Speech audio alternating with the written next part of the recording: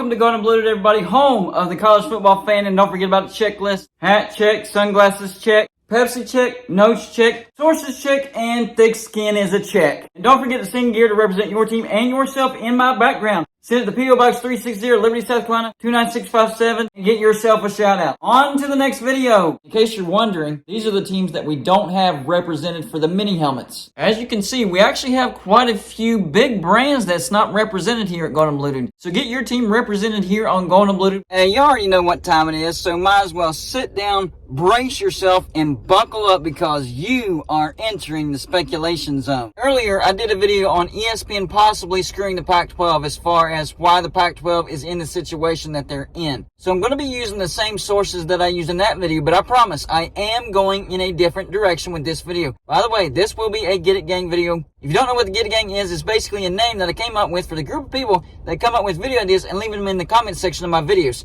So if you think that you have a good video idea, leave it in the comment section of this video or any other video, and I just might use it on my next video. So first, let's talk about what we talked about in the previous video, ESPN's financial problems and how it's kind of affected the Pac-12. Well, not kind of, but significantly has impacted the Pac-12. First up, the news from Andrew Marchand. News, ESPN fires Executive Vice President Rob King after alleged harassment, the Post has learned. And then there was a Get It Gang comment from Doyle Murphy. Going on Blue Dude, there's a bigger thing going on affecting the Pac-12 and ESPN. ESPN is a part of Disney, and Bob Iger is accelerating a 7,000 employee layoff. This is just not ESPN, but with two other properties such as Lucasfilms and Marvel. Victoria Alonso leaving is huge to be gone from Marvel. Phase 4 for Marvel has had some stinkers at the box office. According to Overlord DVD on his channel is reporting that Lucasfilms The Acolyte is being looked into due to accounting and some of the disappointing things that has disappointed Star Wars fans is catching up with Kathleen Kennedy. If Disney is hurting from Star Wars and Marvel's financial problems, could it be that Disney feels that they have to pinch pennies over at ESPN? Brett Yormark, with his connections, could have really seen this coming with Disney and got the grant of rights done before crap hit the fan. Your thoughts if these problems on the side of Disney is spilling over to the ESPN Pac-12 negotiations? And then 365 Sports talked about the Pac-12 looking at a TV deal, and it might be 100% streaming. But then the comment that I really wanted to focus on, and this was a Get It Gang comment from Cyclone Steve. The Pac could get a $50 million deal if they go Apple, 10-year gore, 100% streaming. I'm guessing the Pac will get $25 million or less. If the Big 12 gets Arizona, Colorado, Washington State, and Oregon State with BYU, they can sell ESPN Big 12 after dark. That's the comment that I want to focus on here. But I had to lay the background because ESPN could be the reason why the Pac-12 is going to fall apart. Now, I'm not saying that they will fall apart. I'm saying they could fall apart. And it's not just the Big 12 I'm going to be talking about today either. The ACC as well. Remember, we heard rumors there for a while that the ACC could be looking at Washington, Oregon, Stanford, and Cal. I think that's still a possibility. But I'm going to leave out Stanford and Cal because I think they're more likely to go to the Big Ten. In fact, I think it's very possible and very plausible that the Big Ten could go out and get Stanford and Cal and not even touch Washington and Oregon. Remember, Washington and Oregon have already applied to the Big Ten, and they got turned down. And we've been hearing that the Big Ten could be interested in Washington and Oregon for a reduced revenue share, somewhere around $40 million per team per year. But really, what would help the Big Ten out the most, specifically whenever it comes to the USC and UCLA situation, would be getting two more California brands in Stanford and Cal. And no, they don't do much for football, but their academics, research, endowments, grants, all that stuff, that's a great asset for the Big Ten. And you know that they would be okay with a reduced revenue share, maybe even lower than what Washington and Oregon would be okay with. And it would help with the travels of USC and UCLA. So for the purposes of this video, let's say that the Big Ten gets Stanford and Cal, and they leave behind Washington and Oregon, but Washington and Oregon's like, we're not staying in this dying conference. We're leaving. Let's talk to the ACC. So then you have a pitch to ESPN of both the Big 12 After Dark and the ACC After Dark. So even though ESPN is having financial difficulties, they can't really give the amount that the Pac-12 is wanting. They already have a deal with the ACC and the Big 12. The ACC is Tier 1 rights. The Big 12 is Tier 2 rights. So they already have a deal with that. They wouldn't have to spend extra money to come up with another deal for these conferences. And these conferences would be gaining teams that would be perfect for that After Dark slot. Because one of the arguments that I kept hearing is why the Pac-12 will never go away is because ESPN needs that Pac-12 After Dark.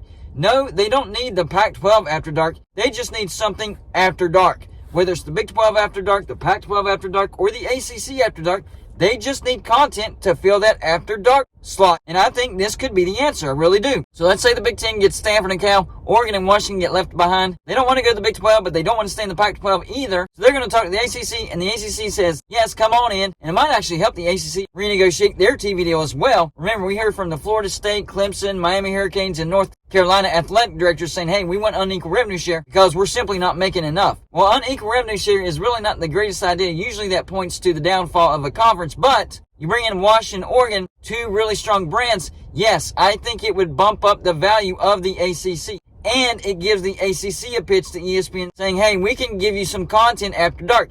At the same time, if the Big 12 is able to acquire Utah, Colorado, Arizona, Arizona State, Washington State, and Oregon State, they also could say, hey, ESPN, we also have content for you for that after dark slot. So ESPN could have choices. And on top of that, they're not having to spend extra money for content in the Pac-12 because they already have deals with the Big 12 and the ACC. Now, the ACC might want more money, but we're not talking about the type of money that ESPN would have to shell out to pacify the Pac-12. Because I heard that there was a deal on the table, and that deal was worth $280 million. And it was just for the 10 teams. That's not even counting expansion, so it'd be $28 million per team per year, and that the Pac-12 turned it down. But I heard from another source who said they have Utah sources, and the Utah sources were telling them that the deal was actually $380 million, so it'd be $38 million for the 10 teams. But out of the generosity of their hearts, they were going to give $5 million apiece to San Diego State, SMU, bring them in, so they would make $25 million per team per year. And then the other 10 teams in the Pac-12, they were going to make $33 million per team per year.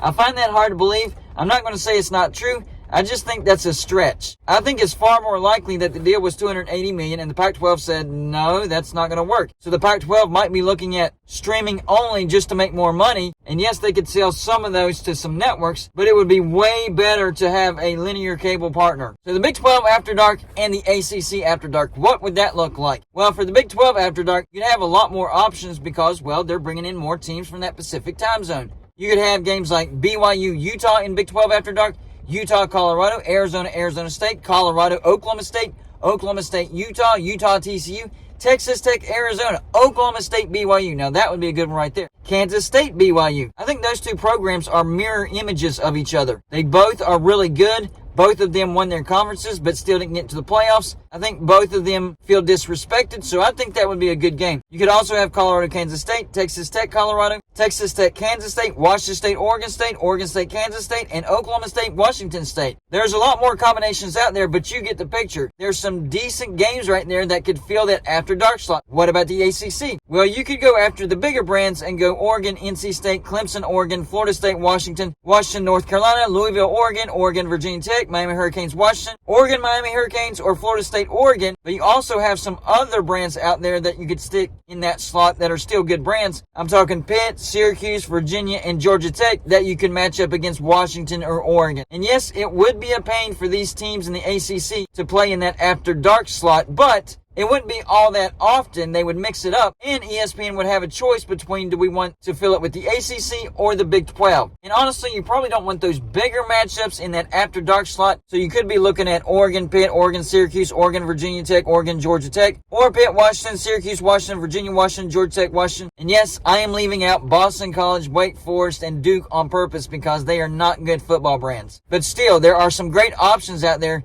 even if you don't want to use your best brands in the ACC. And I do think it would increase the value of the ACC and they would get paid more. But ESPN would still be saving money because they wouldn't have to put out as much money versus being a TV partner with the Pac-12. So it's a win-win situation with the ACC and ESPN, and it's also a win-win situation for the Big 12 and ESPN. So y'all let me know in the comment section. Number one, do you think ESPN actually bows out of this? Because remember, they did say we're not even close to a TV deal with the Pac-12. And do you think the Pac-12 goes 100% streaming? Number two, if the Pac-12 does decide to go 100% streaming, do you think that these teams actually end up bolting? And do you agree with me? Do you think that the Big Ten could actually get Stanford and Cal and leave out Washington, Oregon? And if that happens, do you think Washington and Oregon could end up talking to the ACC because they really don't want to go to the Big 12? And finally, last question, what do you think about the idea of ESPN having choices between the Big 12 After Dark and the ACC After Dark? I think it's pretty good. That's all I got for you for this show. Like and subscribe if you haven't already, and I'll see you on my next show.